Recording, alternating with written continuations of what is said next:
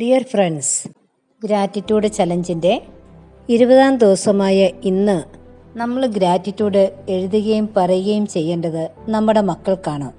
നമ്മുടെ മക്കൾ നമ്മുടെ ജീവിതത്തിലേക്ക് വന്നതിന് ശേഷമാണ് നമ്മുടെ ജീവിതം അർത്ഥപൂർണമായത്. അവരാണ് നമ്മുടെ ജീവിതത്തിന് വെളിച്ചമേകിയത്. അതുകൊണ്ട് അവർക്ക് വേണ്ടിയാകട്ടെ ഇന്നത്തെ നമ്മുടെ ഗ്രാറ്റിറ്റ്യൂഡ്. ഉദാഹരണമായിട്ട് നമുക്ക് ഇങ്ങനെ എഴുതാം: നല്ല സ്വഭാവമഹിമയുള്ള, എപ്പോഴും സന്തോഷത്തോടിരിക്കുന്ന മക്കളെ കിട്ടിയതിന് നന്ദി. മുതിർന്നവരോടെല്ലാം ബഹുമാനത്തോടെയും സ്നേഹത്തോടെയും വിനയത്തോടെയും പെരുമാറുന്ന മക്കളെ കിട്ടിയതിന് നന്ദി. നല്ല വ്യക്തിത്വവും നല്ല സ്വഭാവമഹിമയുമുള്ള, നല്ല ആറ്റിറ്റ്യൂഡുള്ള മക്കളെ ലഭിച്ചതിന് നന്ദി. ഈ രീതിയിൽ നമുക്ക് ഗ്രാറ്റിറ്റ്യൂഡ് എഴുതുകയും പറയുകയും ചെയ്യാം.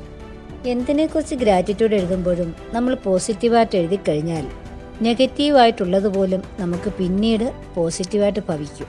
നമ്മൾ ഈ ഗ്രാറ്റിറ്റ്യൂഡ് ചലഞ്ച് തുടങ്ങിയിട്ട് 20 ദിവസമായി. നിങ്ങളുടെ അനുഭവങ്ങൾ കമൻറ്റ് ബോക്സിൽ രേഖപ്പെടുത്താൻ മറക്കരുതേ. Thank you.